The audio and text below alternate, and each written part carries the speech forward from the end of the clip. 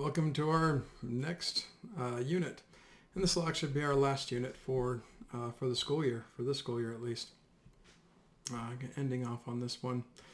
And it'll be on modern China. So definitely a step off from where we've been so far. We've been mostly a bit Eurocentric this semester.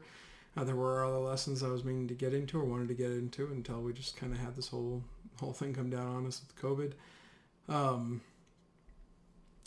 But this is what I feel like it needs to be done, because it's one of those lessons that helps you understand the world today, or understand why you get things like, for instance, if you've ever had someone say, eat all your stuff, or you've ever heard this before, eat all your stuff because they're starving people in China. That's definitely not true now, but that was true at a certain point.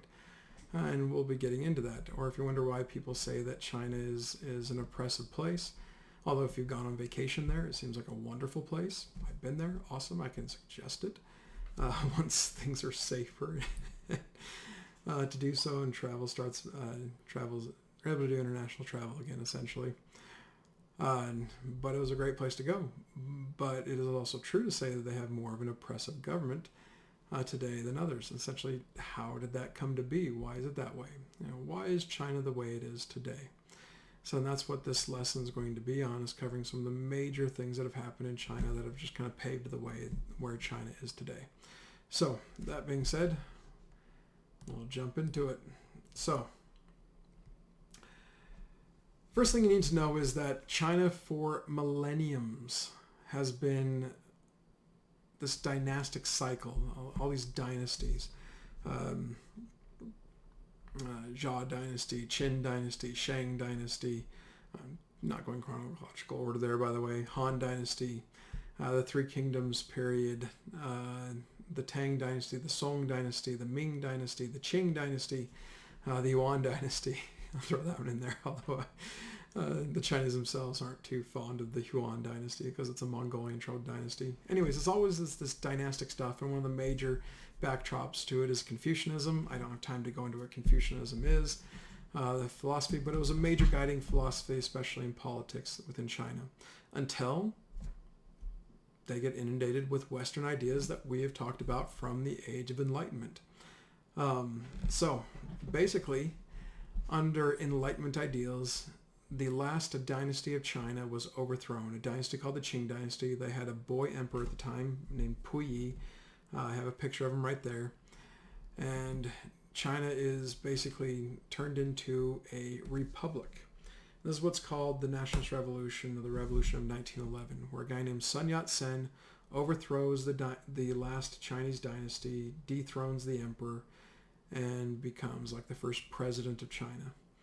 The problem for him, though, is that he did not have widespread support among the powerful elites, the warlords, generals, things like that. A lot of people liked him, yes, and they thought this would bring around a new style of China, but yeah, he gets kicked out after 6 months. He just didn't have that military support behind him. And if I remember right, I could be wrong on this one, I believe he dies in exile in Japan a decade or two later. But he does start something there. This idea that China can become something different. And by the way, that picture in the bottom right, those are pictures of Sun Yat-sen, yes, but that's not a picture from way back when. That's a modern picture in China. Even the communist government of China today honors Sun Yat-sen as this guy who paved the way for what their country is today, essentially. That not a dynastic thing ruled by an emperor anymore, that he led the change into basically turning it into a place more of a government ruled by the people.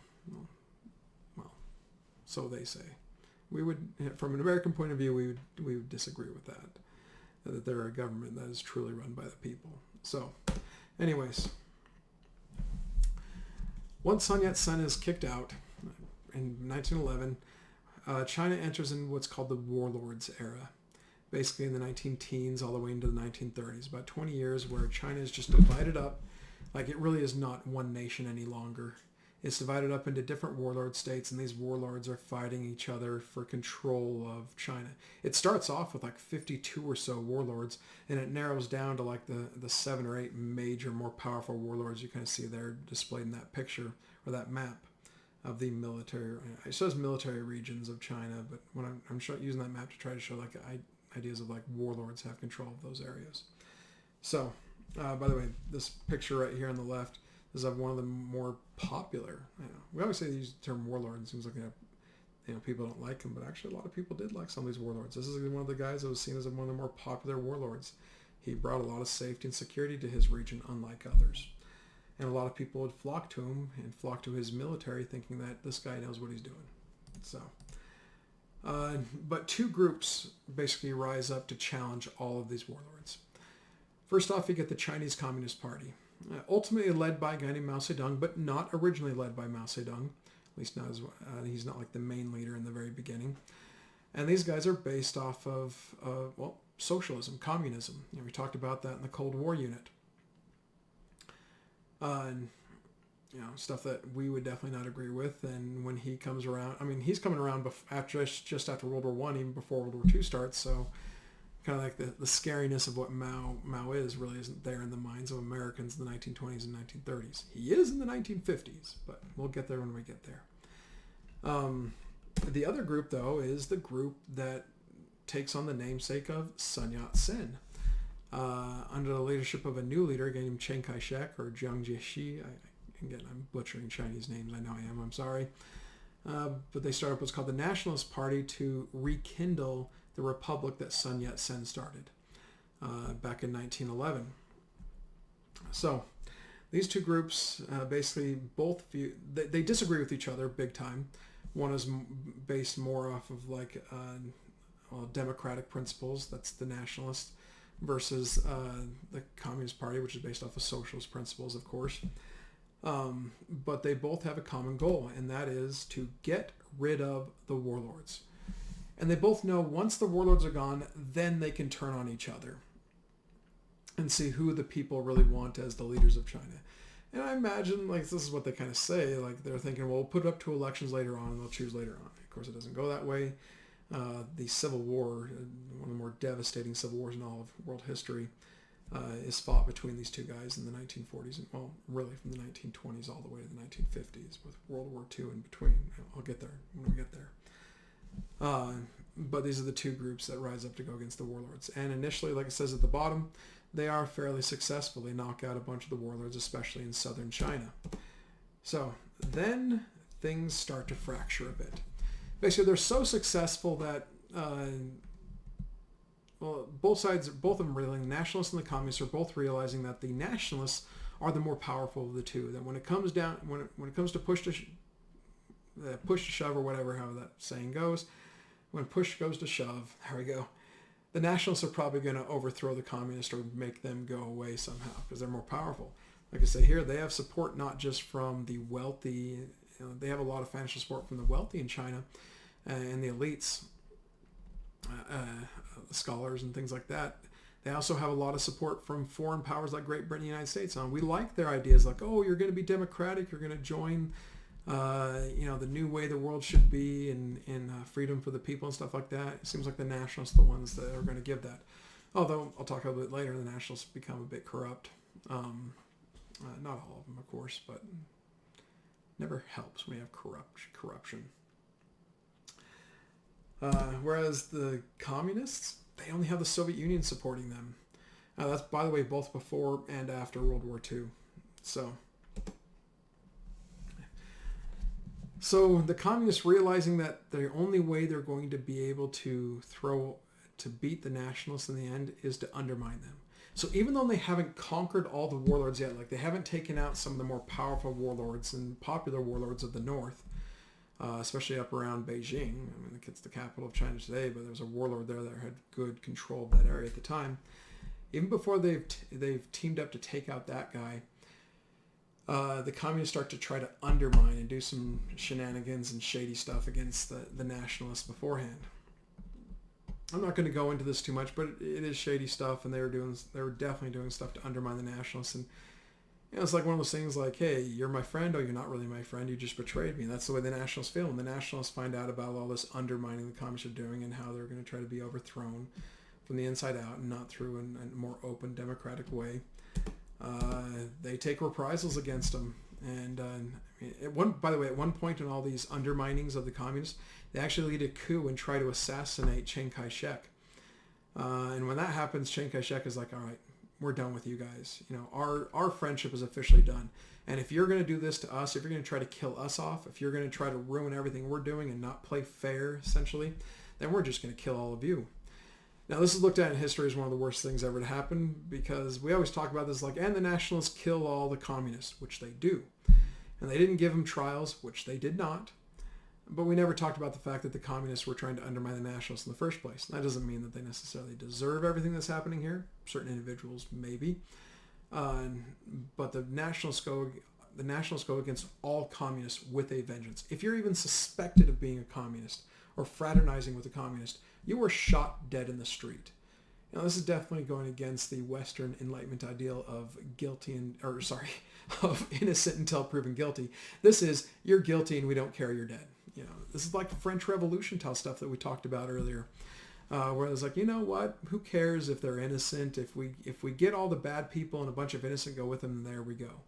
You know, and this is where Chiang Kai-shek and the nationalists really break from, you know, the way Americans or the West likes to look at it. It's like, we already learned this in the French Revolution. You don't do that. Bad things come from this. And we'll see a little bit later. Yeah, this does come back to bite Chiang Kai-shek and the nationalists pretty good in the rear.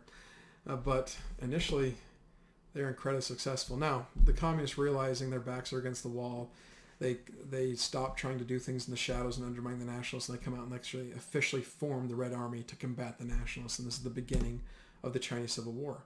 This is the 1920s we're talking about. So,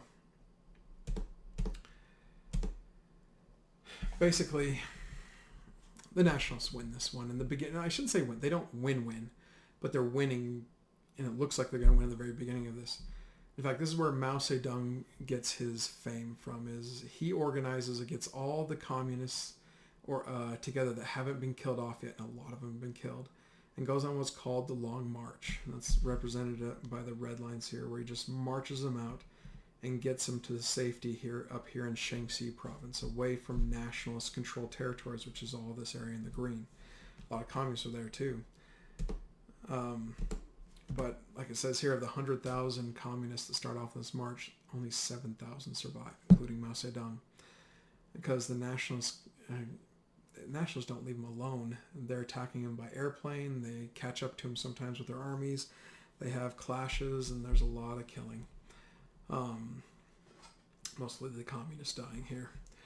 And so, by the way, in Chinese history, this is one of the big things to look back on. You know, this Long March is one of the great historical things to happen in the pride of communist China today.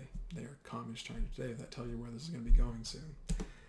Now, to give you, this is a better map, I think. This shows you areas where you have heavy concentration of communists in nationalist-controlled areas right here. And the areas where you have blue X's is where they'd all been killed off. So it was down here where they still had some. They found that those 100,000, like, let's just get out of here. Yet by the time they get up here, only 7,000 are still left alive. Like, it seems like communism is dead at this point. And Chiang Kai-shek thinks so as well. And so he starts going after the warlords. He's like, okay, communists are dealt with. I'm going to go back to trying to take out the warlords. But then you run into the Japanese. Japanese recognize that China is in disarray. They're not unified. Perfect time to conquer them. I talk about this in a lesson actually in my U.S. Wars class. If you want to go look at that video, feel free to do so. So I can't really go into it too much right now. But basically just know the Japanese invade in 1937. There was some really bad stuff happened, like the Nanking Massacre. I'm not going to go into that right now. I do go into it pretty well in the U.S. Wars video I do, which is the expansion of Japan video, if you want to look that up. But some of the worst things you could ever think of that a human being can do against a human being happens in that Nanking Massacre. It is bad. If you want to, basically, if you don't want to have a bad day, don't go look that one up, and definitely don't go reading up on that one if you want to have a happy day. So, at this point, the Chinese realize we have a common enemy. So the pictures you see at the bottom, I always have to laugh at these ones. Chiang Kai-shek and Mao Zedong, they've been enemies for over a decade, come together at last and say, okay, we'll unify for the idea of the Chinese against the Japanese. We can put aside our differences and fight against these guys. And so I always kind of view both of them, especially in that picture where they're toasting each other, that they both have their fingers crossed behind their back. They do not like each other. Anyways, after World War II happens, though, and the Japanese lose, and a lot of that is, but the Chinese did a lot to throw out the Japanese, by the way. From the American point of view in World War II, we don't talk about it as much, but there's a lot there to be learned, and just the sacrifices the Chinese people put into throwing off the yoke of the Japanese in World War II. But World War II ends in 1945, and then immediately after, the Civil War reignites. So for the Chinese, this isn't done yet.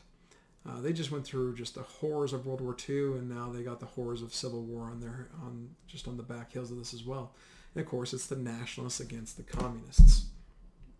Now, the nationalists are better equipped, but the communists have more public support. And the reason is this. During World War II, the Chiang Kai-shek and the nationalists sat back and really didn't do as much against the Japanese, whereas the communists were the ones that were seen as being more sacrificial and frontline fighters against the Japanese. And so the common people looked at this and says, it seems like the communists care more about China as a country and us as a people than the nationalists do. It seems like the nationalists are showing their true colors there. The reason why the nationalists were sitting back is they thought, oh, the Japanese and the communists are going to kill each other off, and then we'll easily win the Civil War that happens afterwards. But the Communist Party had so much more popular support, and then they also got supplies from the Soviet Union that helped out a lot too. And they're just better led too. They just had better generals and stuff like that they easily beat the nationalists when it comes down to it. And the nationalists are thrown off and sent to the island of Taiwan right here. And that's still the way it is today. By the way, that's a huge sore spot for the Chinese. Taiwan views itself as its own country. That is nationalist China. They have statues of Chiang Kai-shek there, like our first president. And they view themselves as the free China, the place that's not communist. Whereas China today, mainland China, communist China, thinks of Taiwan as those are the rebellious Chinese that just haven't gotten in line yet, and anybody that recognizes them as being their own country, we hate you. And by the way, U.S. presidents, going all the way back, I can't remember which one was the last one did it, maybe even just Nixon, maybe Reagan or Nixon, one of the two, to play nice with China, just said, okay, we won't officially recognize Taiwan, but we still make business dealings with them, until Trump called to congratulate the new president of Taiwan when he or she won the election, and China got so mad at that. Like, how dare you recognize them as their own country? Because they view that Taiwan as theirs. And that's to this day, that's still a very sore spot that stems back to the Chinese Civil War. Just to put that in there for you for modern day politics in that area of the world. And how it even involves the United States. We get very involved.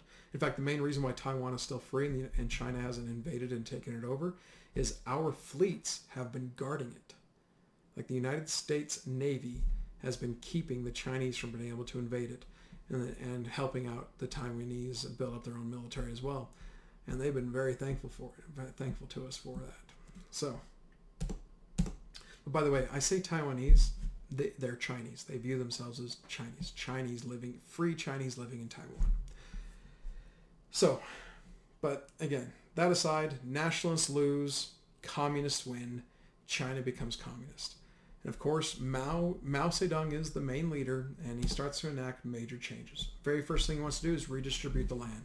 A very socialist thing to do in order to get to a communistic style utopia. No one owns anything. And of course, the people that owned more than anybody else are so evil. How dare they not share that with other people? And so a lot of times, like the picture on the left-hand side you're seeing there, that's essentially like a worker or a peasant condemning his landlord for being such an evil, greedy person. And they'd have just these shaming things. And then many times they'd shame them, and then they'd go off and kill them. That's what you're seeing here. This is a member of the Communist Army, Red Army, shooting a landlord that they just feel like doesn't belong in their new world order that they're setting up. That sounds wrong to you? Yes. From a Western point of view, very wrong to do that. It's definitely not going along with right to property, that's for sure. So, who has what as a different example, but this redistribution of land was just kind of crazy. A video clip I like to show comes from a movie made in China, by the way, is just how anybody that just didn't. A video clip I was going to show shows how there was a guy that had a big, huge mansion. He'd won it in a gambling deal, so it didn't seem like he got it fair in the first place. But when the communists came around saying, hey, you have to share your mansion with other families, And he says, no, I don't want to share my mansion. This is mine. I got it. I worked for this, blah, blah, blah. I gambled for it. But the idea is it was legally his. And the government says, no, you don't have that anymore. That does not belong to you. And the guy in the movie at least burns it down so no one can have it. And they shoot him for it. So now, they go to the extreme idea that, well, he burned it down, so therefore we're going to shoot him. Whereas in a lot of cases, it was just the idea like, you have so much, and we know that you're going to feel angry about the fact that we're taking this away from you. So to not deal with the rebellion later, from your reactionary rebellion later, we're just going to shoot you. And this causes a lot of troubles, and a lot of people get killed. In fact, we don't even know what the number is of people killed during this whole redistribution of land stuff. I don't even know what a general number is, but it's definitely hundreds of thousands, maybe into the millions. I don't know, but definitely hundreds of thousands of people die. Okay, Mao Zedong also knows that, you know what? Religion doesn't work in a socialistic communistic system. You can't have anybody think that there's a higher power more important than the socialistic government, because in the end they'll work against you. So he outlaws all religion and discourages any practice of religion. But the main religion in China is Buddhism, and the Buddhists get heavily persecuted.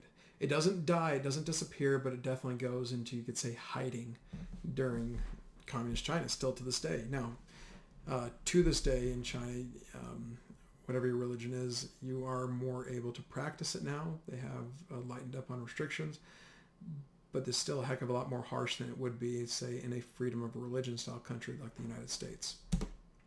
Okay. Next, he decides to rebuild the economy. China has been devastated. Like, this is a good thing to do any way you look at it, because China has been devastated from decades of war, of civil war, the Warlord states wars, the Japanese coming in, World War II, and the Civil War. Just decades of wars. They've been devastated. It's like, we need to rebuild. We need to get we need to rebuild well, and we need to do it in a way where we become a world leader, both agriculturally and industrially. That's not a bad goal. That's a great goal.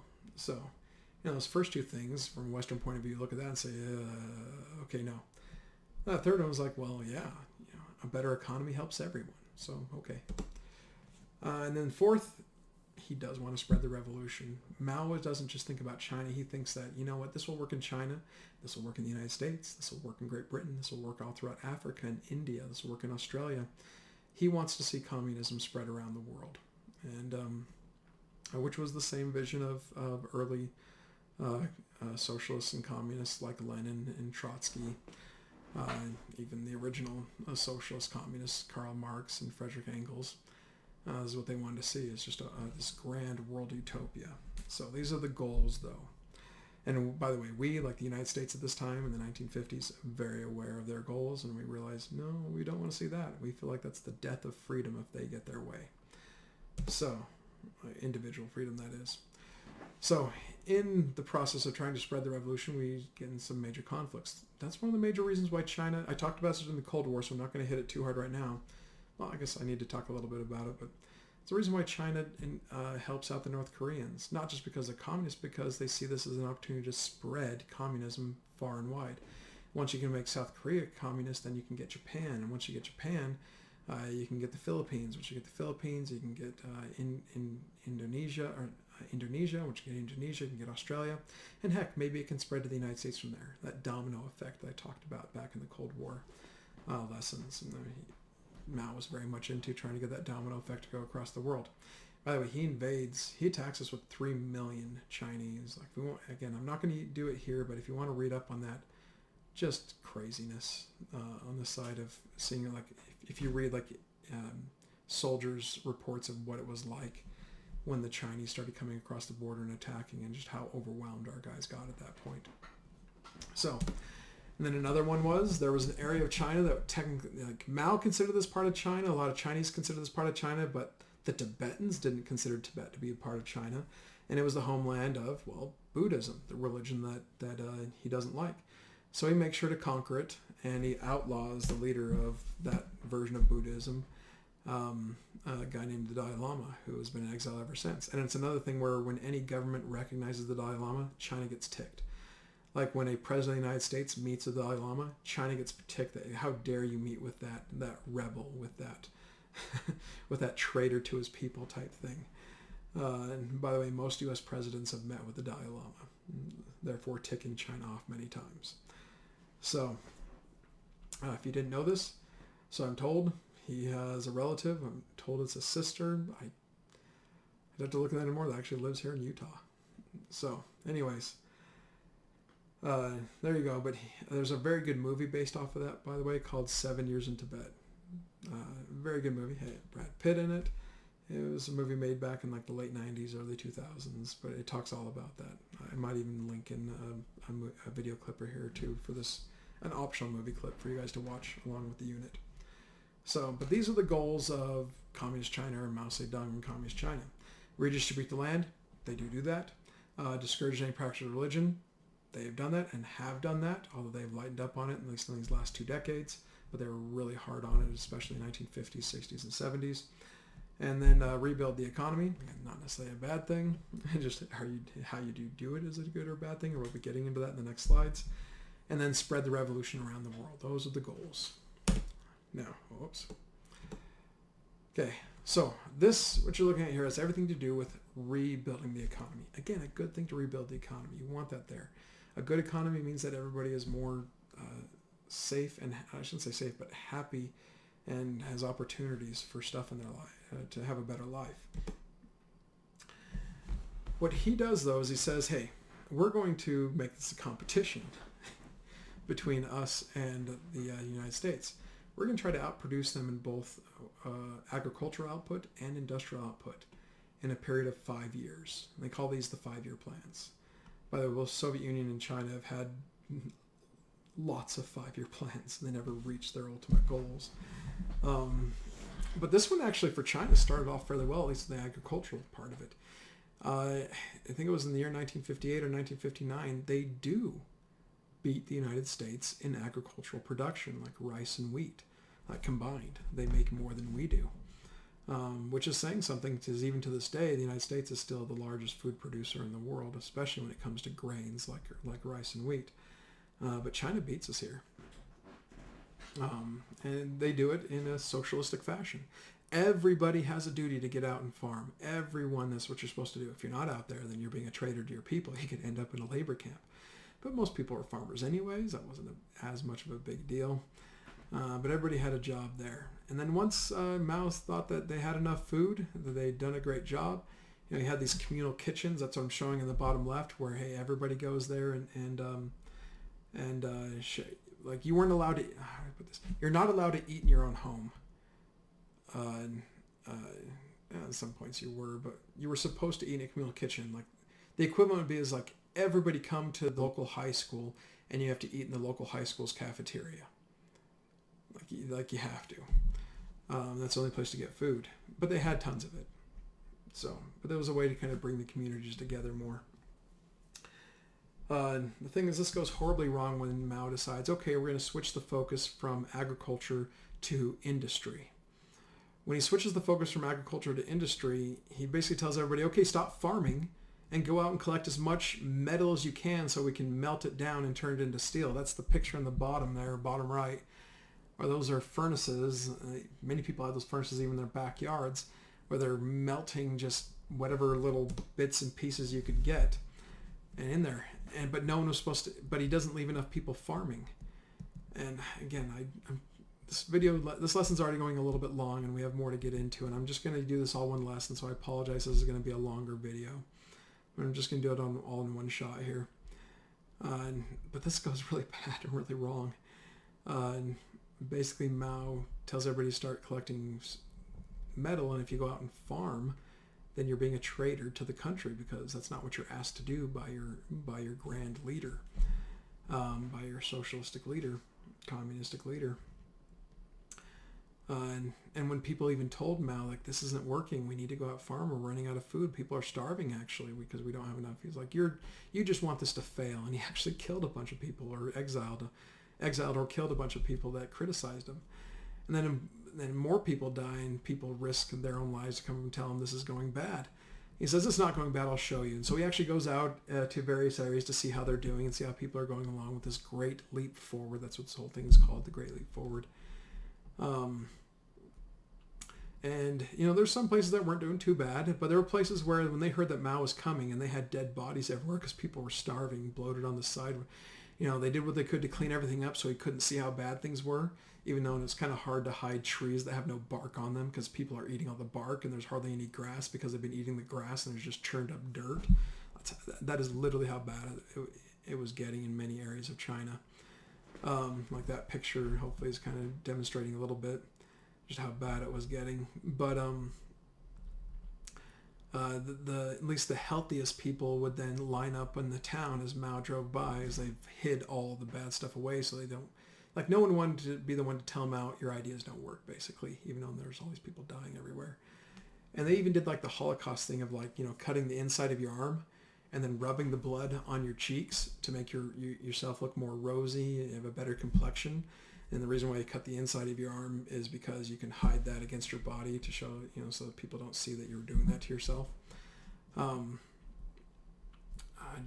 Just messed up. And so Mao went out and he didn't really see anything wrong. He's like, oh, okay, everything's good now. You guys, all you naysayers out there, you're just lying to me. But of course, over time, all the death counts keep coming in, and even Mao can't reject it anymore. He does go out again and starts seeing some of the bad stuff. And then he blames it on the birds. Because he looks out at one of the fields and says, why is that field not doing well? There's tons of birds out there. They must be ruining the crops. That's why everybody's starving, is the birds are ruining the crops.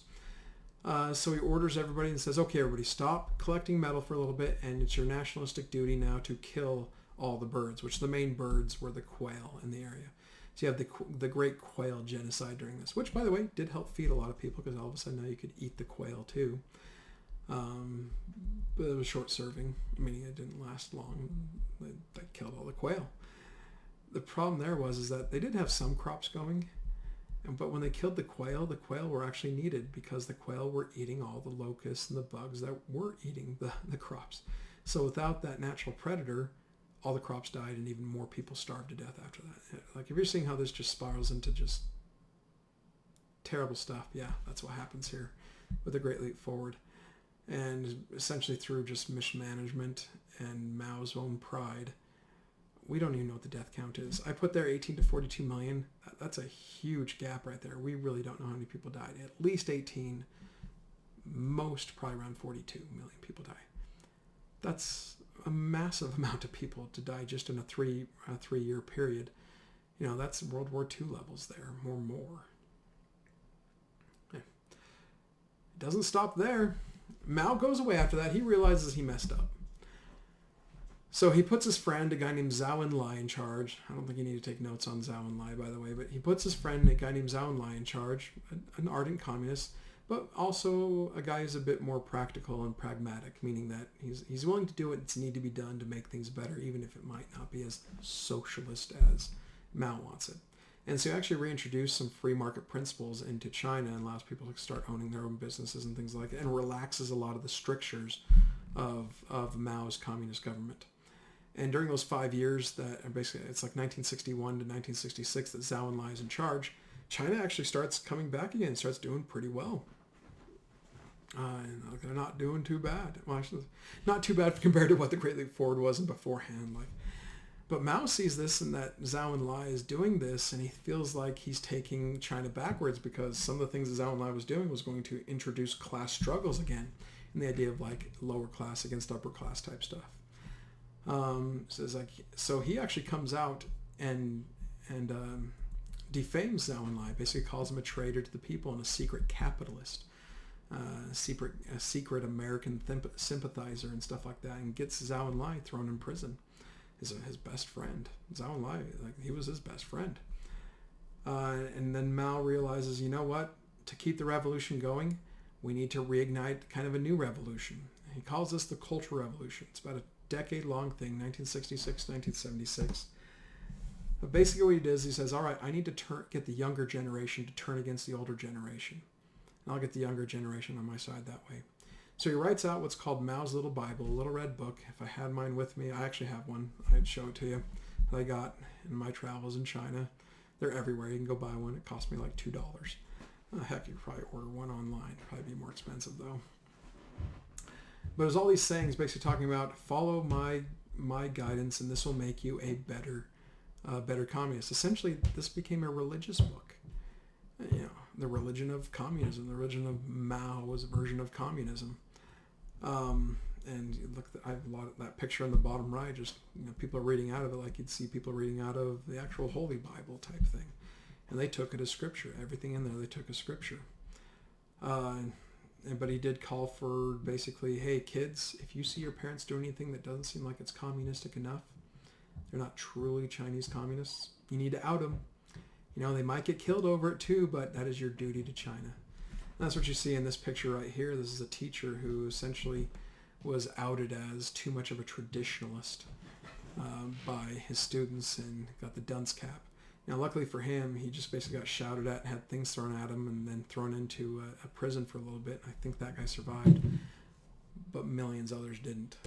Just, again, this lesson's going a little bit long. I have a lot of stories I could put into this. I'm not going to, you can look it up yourself, but to this day, even China looks back on the Cultural Revolution and sees all the bad stuff that happened and says, yeah, like even the communist Chinese government today looks back at this point and says, that wasn't good. That's kind of a black spot on our history. You know, we shouldn't have this happen again because this was bad. Like the stuff you're seeing here and the stuff you're seeing here and then the stuff I'm not showing did get pretty bad, like all the killings. So, and basically turning families against each other, just bad stuff. Anyways, moving on from that. So, jumping ahead a little bit, Mao dies in the early 80s and a new guy takes over, a guy named Deng Xiaoping. And Deng Xiaoping decides, you know what, we need to do something a little bit different to bring China into the modern age, to basically be on par with countries like the United States. And it's not just the idea of being equal with them agriculturally or industrially and things like that. It's also about education. In order to be better than them, we need to have the same education level as them and then go beyond that. So he opens China up a bit in the mid-1980s. And he starts sending Chinese college students and high school students to high schools and colleges in the West, in countries like the United States and France and Great Britain, or England, the United Kingdom. Yeah, same place, pretty much. Just don't tell it to a Scot. I am half Scottish. But anyways, so, by the way, my grandparents were involved with this one. They lived in Southern California, and I think they housed 5 different Chinese students in their home as they went to either high school or college in Southern California. I remember going there and just hanging out with them. I thought it was so weird and so awesome to be around someone from China because I thought I'd never meet someone from China before because they were communist. You know, people starve over there. I was always told that growing up. Eat your food. There's starving kids in China. So, anyways, like I loved going to Disneyland with them, even though they didn't speak any English. But hey, a fun ride is a fun ride, essentially. So, the thing is that this whole idea of sending students over to Western universities and nations, though, does blow up a bit in Deng Xiaoping's face, because they also get introduced to enlightened ideals like limited government, checks and balances, individual liberties, and things that Western nations like the United States and the United Kingdom and France and Germany are based on today. And they come back to China saying, why don't we do that as well? Why can't we have multiple political parties? Why can't we have differences of opinion? Why can't we have free speech and freedom of religion? You know, why can't China, if we're going to enter into the new world, why can't we have all those things? And so you get a massive demonstration in a place called Tiananmen Square, which is in the city of Beijing, a massive place, a massive square, I should say. Tens of thousands of students show up there, maybe even hundreds of thousands. I can't remember what the total numbers are there. And they're there for months saying, hey, we want capitalism, we want democracy, we don't want this really harsh communism anymore. And Deng Xiaoping, he's a little bit like Gorbachev. In fact, this is at the exact same time that Gorbachev is around in the Cold War lesson we're talking about. He's like, okay, I hear you. Okay, no, we're not going to give you those changes, but we're not going to seem like bad guys and come take you down right now, but will you guys please leave? And Deng Xiaoping just keeps telling them, please leave, please leave, please leave. We've heard you. You're not going to get what you want. We'll enter into some sort of negotiations with you to see what we can do, but we're not going to change from being communist. And we're just not going to do that. eventually Deng Xiaoping realizes, I need to get rid of them before something really bad happens. Maybe they do overthrow the government. And so he says, all right, guys, if you're not out in a week, I'm sending in the tanks. And he does. This is what's called the Tiananmen Square Massacre. Don't know how many, I looked this up, and I don't know how many numbers I trust with this one, because I don't know if it's right or not, but I don't know how many people die in this one, but a lot. There is one report I read from a French reporter that was actually there at the time. He was rounded up by the Chinese army, put into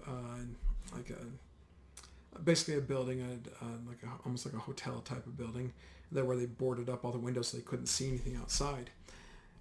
While they moved in the tanks, basically they didn't want Western reporters seeing what was about to happen, because this is before the internet. It's not like they could be like videoing this and uploading it to YouTube or Facebook or something. To get this out into the mainstream, they would have had to have essentially taken a picture, developed it, and mailed it somewhere, which of course the Chinese system is going to allow that to be mailed, or somehow smuggled that picture out. By the way, that's literally what that picture is you're seeing there. Someone actually took a video of it and got it out of China so the West could see it, where this guy is standing in front of the tanks. To this day, we don't even know what happened to that guy. Did he get killed? Did he not get killed? We don't know. We don't think he died, but who knows? Yeah. Anyways, you can YouTube that, by the way. Just YouTube Tank Man Tiananmen Square, and you can see videos of that whole thing going down. But anyways, what I'm getting at is just this bad. This French reporter that I'm talking about is holed up in this area where all the other Western reporters are, so they can't see anything, but they can hear stuff. And according to this French reporter, again, what I read is that he heard the tanks come in, then he just heard what he thought was popcorn popping. And he was like, that's an odd sound. What's popcorn popping? Just to learn later that was actually the sound of skulls getting crushed under, people's heads being crushed under the tanks. And it's like, pop, pop, pop, pop, pop.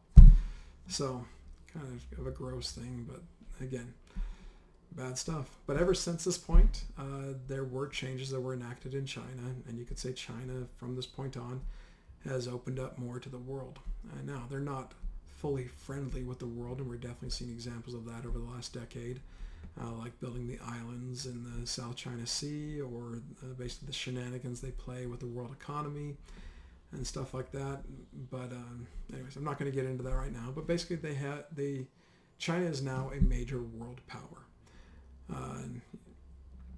Yet they are still considered to be communist, although they've used a lot of free market ideals and even capitalistic ideals in their country to make it better. And that is causing a lot of internal problems for them. How do you stay communist while you're still using free market things? When you let your people think that they have freedom, but you don't think they really do, what's that going to look like? And really don't know. That's the point we're at now in China. Most people that speak out against the totalitarian actions that the communist government of China can use here and there, they usually end up getting imprisoned, getting thrown in jail at some point. Not killed, usually in prison for like 9 months or so, and then they come out and say something again, then go straight back into prison again, usually some sort of labor camp.